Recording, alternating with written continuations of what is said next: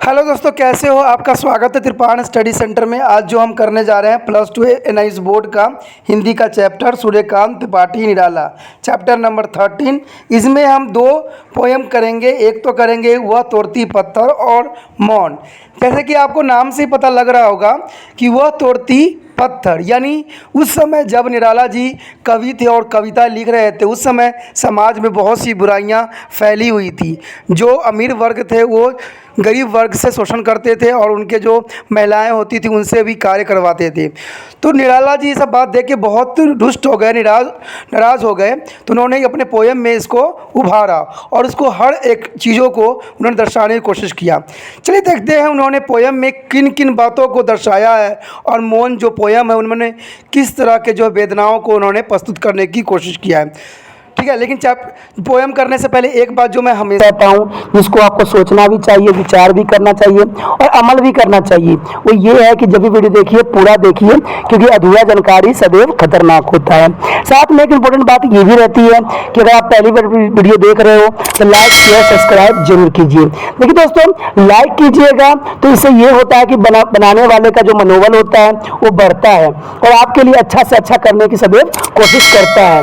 तो लाइक जरूर कीजिए और लाइक करके मुझे प्रोत्साहित कीजिए, जिससे मैं आपके लिए अच्छा से अच्छा और भी बेस्ट बना सकूं। और शेयर करना तो कहते हैं जग कल्याण के समान है। अगर आप दूसरे जरूरतमंद बच्चे हैं उनको अगर शेयर करते हैं और उन तक ये वीडियो पहुंचाते हो तो इससे ये होता है कि अगर उनकी आवश्यकता थी और वो उसी वीडियो की प्रतीक्षा में थे और आपके थ्रू वो मिल गया है तो वो आपके शुक्रिया अदा करेंगे और आपको धन्यवाद देंगे और आपको जो है अच्छा भी कहेंगे। ठीक है, और सब्सक्राइब करना इसलिए इम्पोर्टेंट है कि आप वीडियो तब भेजोगे ना अपने दोस्तों के पास जब आपके पास ही पता लगेगा कि वीडियो उनके लिए है। तो सब्सक्राइब करोगे तभी आप तक इसका नोटिफिकेशन जो है मिलेगा और सही समय पर जो है दूसरे बच्चों को भी हेल्प कर पाओगे।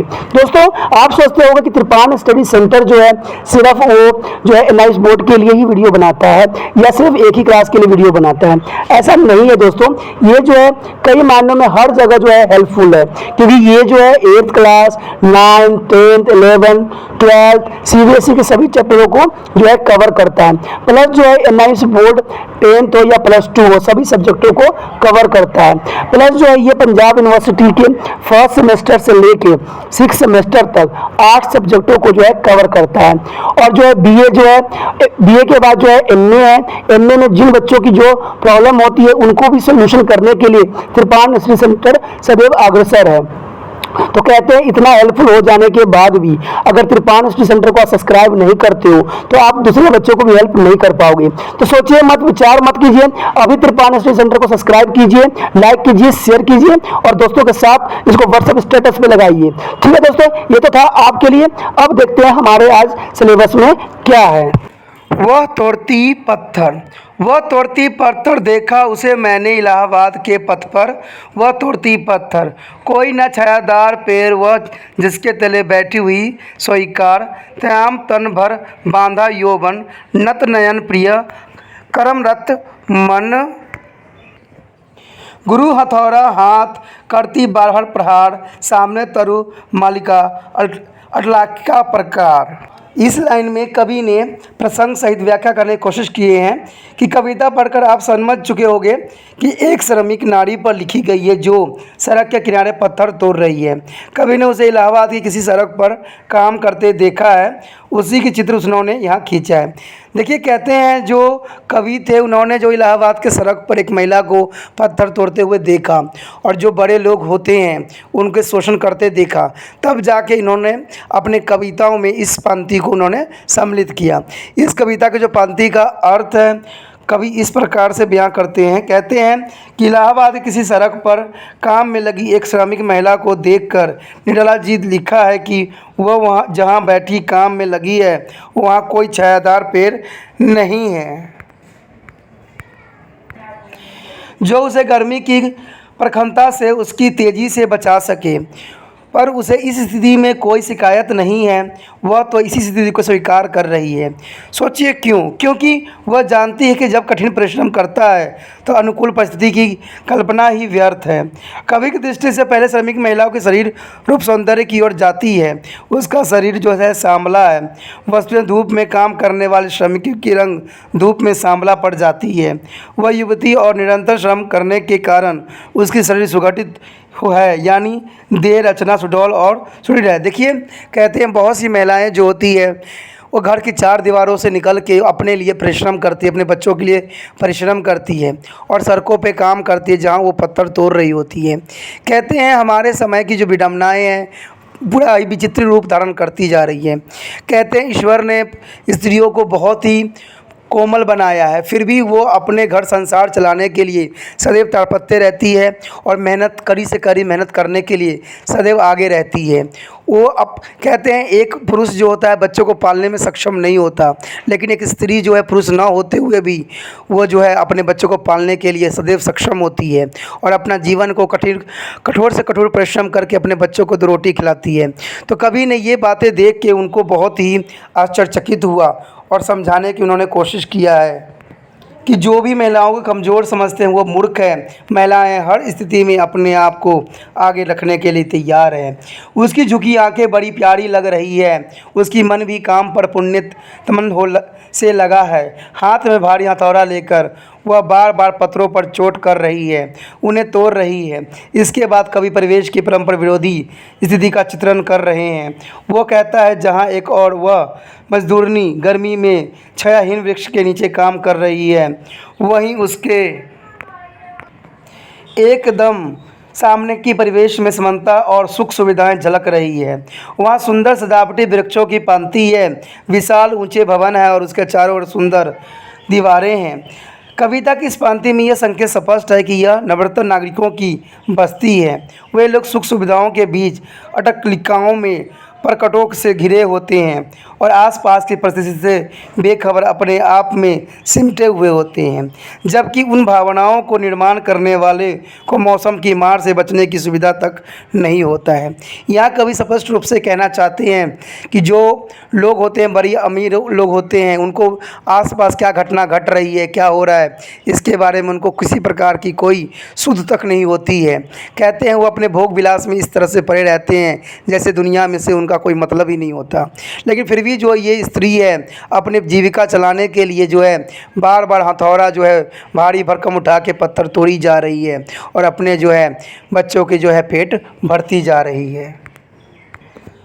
आगे के लाइन में कवि कहते हैं चढ़ रही थी धूप गर्मियों के दिन, दीवा का तम माता रूप उठी है झुलासती हुई लू, रुई ज्यों जलती हुई भू, गर्द चिंगी छा गई है प्रायः हुई दोपहर, वह तोड़ती पत्थर। कवि ने इस पंक्ति को स्पष्ट रूप में कहने की कोशिश किया है कि इलाहाबाद की किसी सड़क पर तपती दोपहर में पत्थर तोड़ती महिला के श्रम का चित्रण कवि इस कविता में कर रहे हैं। इस पंक्ति में कवि ने कार्य की कठिनांतर परिस्थिति का चित्रण कर रहे हैं। दोपहर में धूप बढ़ने लगती है और गर्मियों के दिन हैं और जो है तमतमातम सूर्य अपनी प्रचंड गर्मियों से सबको बहुत व्याकुल कर रहा है। यहाँ तमतमाता का रूप प्रत्यक्ष रूप में तो दिन का है, पर इसे मजदूरनी के जो है तम माये चेहरे से भी जोड़ा गया है। ज़रा सोचिए गर्मी के दिनों में क्या हाल होती है। गर्म रूह के थपेरे तो मानो मनुष्य को झुलसा सी देती है। कवि कहता है कि जिस समय धरती ऐसे तप रही है जैसे रुई अंदर ही अंदर धीरे धीरे सुलगती जाती है, चारों ओर जो है धूल गुब्बारा सा छा गया है, गर्दन का एक एक कण चिंगारी सा जलने लगा है। अब तो दोपहर हो आई है। दोपहर में गर्मी अपने चरम पर होती है। ऐसे में वह मजदूरनी सिर नीचा करके पत्थर तोड़ने के कार्य में लगी हुई है।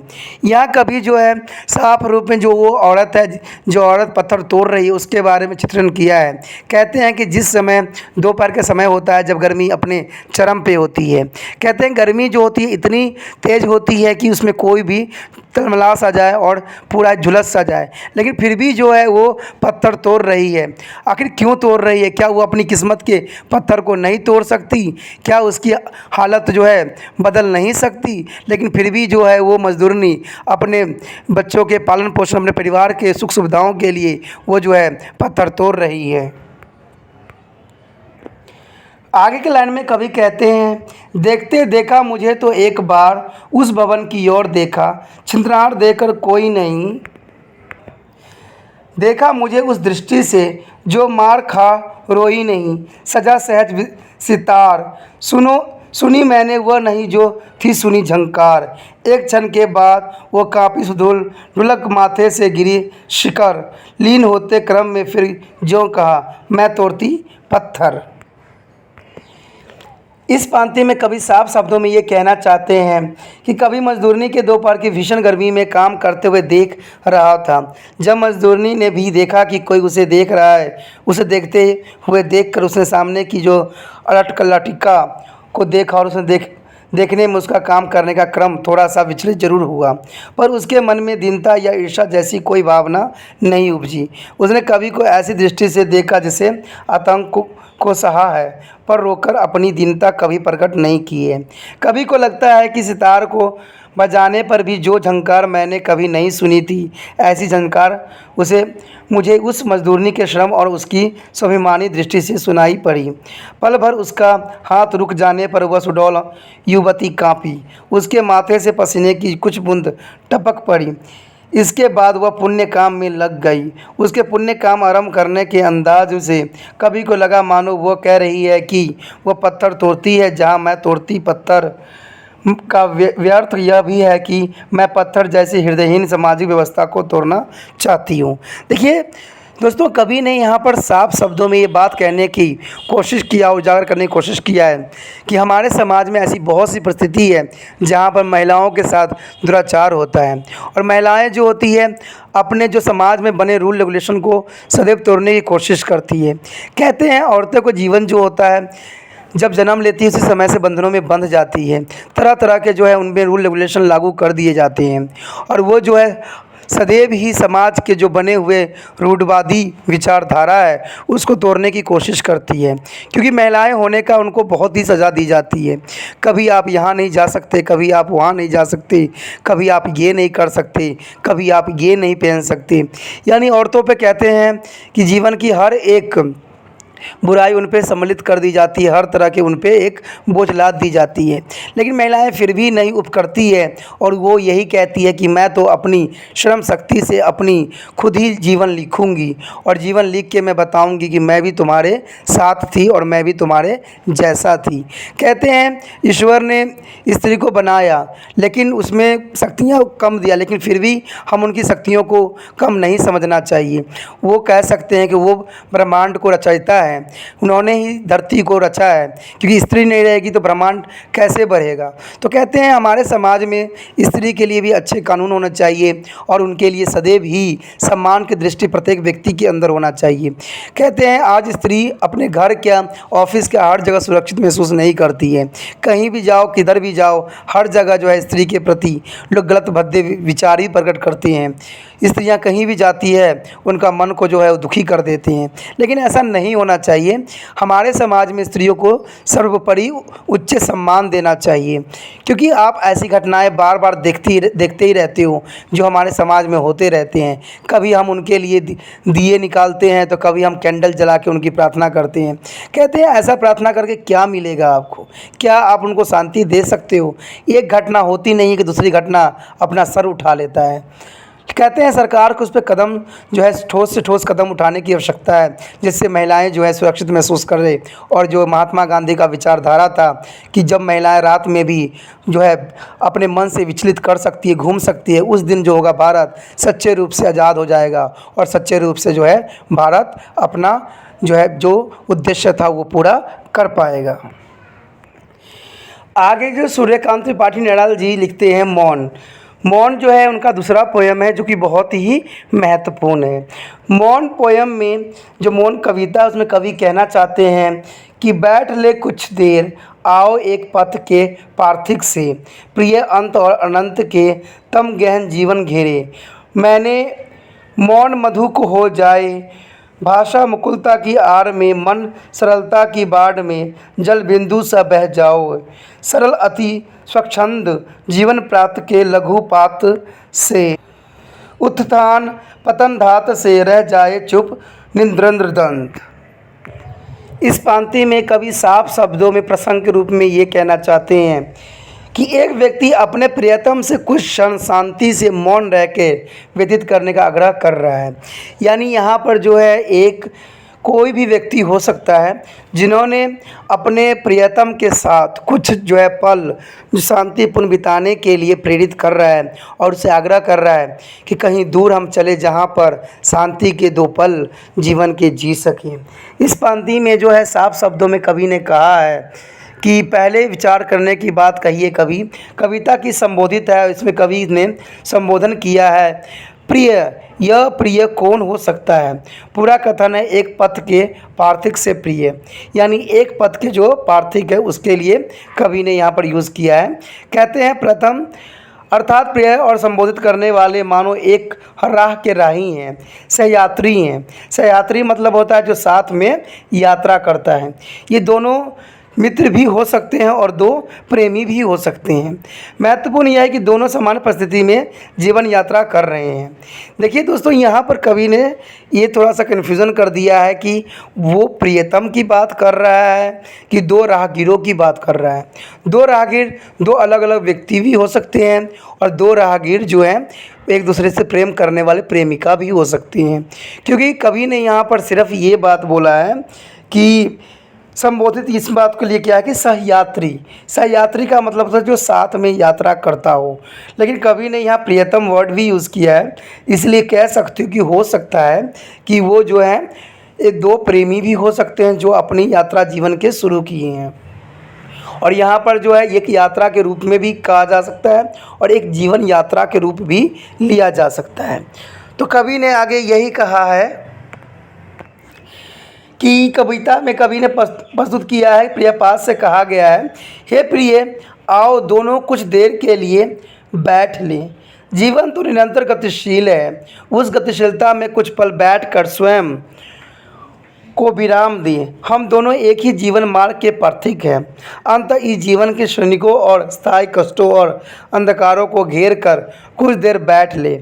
यहाँ कवि ने तम गहन जीवन घेर क्यों कहा है? उसे घेरने बैठने की चाह में जीवन यात्रा के याद करने की चाह छुपी है। कवि चाहता है कि दोनों चुपचाप बैठे रहें। ठीक है, यहाँ पर कवि ने साफ शब्दों में कहा है कि 2 पति पत्नी हो सकते हैं। क्यों? क्योंकि जीवन की राह सिर्फ पति पत्नी की ही आगे बढ़ते हैं। कहते हैं जीवन में बहुत सी कठिनाई आती है, लेकिन उस कठिनाइयों से घबराना नहीं है। कुछ समय हम बैठ लें और उसको विचार करें, उसकी गंभीरता को हम समझ लें। आओ जीवन के गहरे अंधेरे को, असफलताओं का घेर कर बैठे, उन पर चुपचाप मनन करें। आप जानते हैं कि भाषा की सीमा होती है, परंतु मौन की शक्ति असीम होती है। क्या प्रत्येक बात बोलकर समझाई जा सकती है? नहीं, कुछ बातें अनकही अधिक स्पष्ट होती है। बिहारी जी ने भी तो कहा है, कही अब तेरे देहो मेरे ही की बात। इसलिए मौन रहकर वह सब भी समझा जा सकता है, इसे भाषा नहीं समझा पाता है। आपने देखा ही होगा कि बहुत से ऐसे प्रेमी प्रेमिकाएं होती हैं जो इशारों में ही सारी बात कर जाती हैं। कुछ शब्द ऐसे होते हैं जो इशारे में अगर आप कर देते हो, अगर जो आपके प्रियतम है उसको तो समझ जाएगा, जो दूसरा व्यक्ति है वो आपको जो है आपको मार भी सकता है। तो कहते हैं यहाँ पर जो है कभी कभी मौन शब्दों का भी बहुत अर्थ और बहुत ही भयंकर अर्थ निकल सकता है। एक प्रियतम वर्ड भी निकल सकता है, एक भयंकर अर्थ भी निकल सकता है। तभी कवि ने जो है इस पोएम का नाम मौन रखा था कि मौन रह के भी हम बहुत कुछ कह जाते हैं, जो कभी कभी तो जग कल्याण भी हो जाते हैं। कहते हैं यहाँ पर जो है कवि ने साफ बताने की कोशिश किया है कि मौन साधु सा मीठा कब हो सकता है, एक दूसरे के भावों कैसे समझा जा सकता है। मन की उपमा किससे दी गई है, जैसे बूंद नदी में चुपचाप बह सक जाती है, वैसी हमारा मन जीवन के विशाल प्रवाह में बूंदों सा चुपचाप बह जाता है। हमारी जीवन कैसा हो, सरल और बंधनों से मुक्त हो, अपने वश में हो, वह उतान और पतन की चोटों की ऐसी सरलता से सह जाए जैसे प्रातःकाल की वायु से छोटे छोटे पत्ते कभी ऊपर कभी नीचे होते रहते हैं और झोंकों को चुपचाप सहते रहते हैं, अर्थात हिलते डोलते दिखाई देते हैं। ऐसे ही हम जीवन के उतार चढ़ाव को झेलते हुए भी निरंतर यानी तनाव मुक्त बने रहें। निरंतर होना किसे कहते हैं, न सुख में इतराए न दुख में घबराए, दोनों स्थिति में अंतर न रहना ही निरंतर होना है। कभी ऐसे निरंतर जीवन की कामना कर रहा है, क्यों? क्योंकि तभी जीवन बंधनों से मुक्त होकर छंद हो सकेगा। देखिए दोस्तों, कहते हैं कि जो ये कवि थे उनके जीवन में बहुत सी तकलीफ़ें जो थी आई और उसी तकलीफ़ों को उन्होंने जो है अपने कविता में सम्मिलित किया। यहाँ पर प्रस्तुत कविता में कवि ने बताया है कि समय जो है बहुत ही अलग है, विचित्र है। समय जो कहते हैं कभी हिलाते हैं डुलाते हैं। आपने देखा ही होगा कि कुछ पौधों के जो है पत्तियों को सुबह की वायु जो होता है जो हिलाता डुलाता है, लेकिन फिर भी जो होता है वो स्थिर बना हुआ रहता है और अपने आप को संघर्ष के रूप में आगे बढ़ाता रहता है। कवि ने यहाँ पर निरंतर होना भी बताया है। देखिए, निरंतर का मतलब होता है न सुख में हमें कभी इतराना चाहिए, न दुख से हमें कभी घबराना चाहिए। कहते हैं जो सुख से घबरा जाते हैं वो जीवन क्या जी पाएंगे, और कहते हैं जो सुख में इतराते हैं वो कैसा इतराना, क्योंकि सुख भी जो होता है चंद पलों का ही मेहमान होता है। तब तो कहते हैं ना गम की आना है। जब हम सुख में नहीं इतराएंगे तो गम में हमें कोई इफेक्ट नहीं कर पाएगा। तो कवि ने यहाँ पर बहुत ही गहन रूप में इसको समझाने की कोशिश किया है और बताने की कोशिश किया है कि इंसान को सदैव अपने कर्म को ही करना चाहिए। जो व्यक्ति अपने कर्म मार्ग से हट जाता है वो जीवन के सच्चे गुणों को नहीं पहचान पाता है। इसी के साथ जो है दोस्तों हमारा टॉपिक आज खत्म हो रहा है। ठीक है, अगर आपको अच्छा लगा तो लाइक शेयर सब्सक्राइब जरूर कीजिए। अगर पहली बार अगर आप वीडियो देख रहे हो, पहली बार मेरे चैनल पे आए हो तो सब्सक्राइब करना आपका फर्ज बन जाता है। सब्सक्राइब करने से ये होगा कि जो भी मैं आप क्लास के रिगार्डिंग कोई भी वीडियो डालूंगा उसका नोटिफिकेशन जो है समय समय पर आपको प्राप्त होता रहेगा। अगर सब्सक्राइब नहीं कीजिएगा, अगर आप दोबारा से त्रिपाण इसी संदर्भ पर आने की कोशिश कीजिएगा तो वहां पर आप त्रिपाण लिखिएगा तो जो है वो त्रिपस कर देगा। ठीक है, जो आप गूगल पर सर्च करोगे त्रिपस कर देगा, जिससे वजह से आप जो है मेरे वीडियो का जो है फायदा नहीं उठा पाओगे। तो सोचिए मत, विचार मत कीजिए, सब्सक्राइब कीजिए। आप सोचते होइएगा कि मेरे जो एग्जाम खत्म हो जाने के मेरा क्या जरूरत है त्रिपाण स्टडी सेंटर से। ठीक है, तो इसलिए सब्सक्राइब नहीं करने का सोचिएगा, लेकिन दोस्तों ऐसा नहीं है। त्रिपाण स्टडी सेंटर जो है बहुत हेल्पफुल है। क्यों? क्योंकि ये जो है आपके 8th class 9th 10th 11th 12th जो आर्ट्स के सब्जेक्ट को कवर करता ही है, प्लस जो है ये एनआईसी बोर्ड के जो है 10th +2 को भी कवर करता है। साथ में बीए जो है फर्स्ट ईयर से लेकर 6 सेमेस्टर तक बच्चों के लिए ये अग्रसर रहेगा आर्ट्स सब्जेक्ट में। तो सोचिए नहीं, विचार नहीं कीजिए, काफी जो है त्रिपाण स्टडी सेंटर का फायदा ही फायदा है। ठीक है, अगर आप मुझे प्रोत्साहित करोगे तो आपके लिए मैं तरह तरह के वीडियो बनाऊंगा जो आपको फायदा पहुंचाएगा। एग्जाम के तौर पर मैं आपको जो है पेपर भी आपको सोल्यूशन करके दिखाऊंगा जो आपके लिए फायदेमंद रहेगा। अगर नहीं सब्सक्राइब कीजिएगा, मेरा मनोबल घटेगा, तो हो सकता है कि आपको फिर दोबारा मैं ना वीडियो बनाऊं और आपको फायदा ना पहुंचाऊं। तो अभी भी नहीं सोचिए, मेरा जितना आप फैलाइएगा, जितने दूसरे बच्चों के साथ शेयर कीजिएगा, उतना जो है मैं आपके लिए कार्य करने में अग्रसर रहूंगा। ठीक है दोस्तों, इसे सोचिए मत, विचार मत कीजिए, अभी सब्सक्राइब कीजिए और अपने व्हाट्सएप स्टेटस पे लगाइए और दूसरे बच्चों के साथ भी शेयर कीजिए। ठीक है दोस्तों, अपना ध्यान रखना। बाय।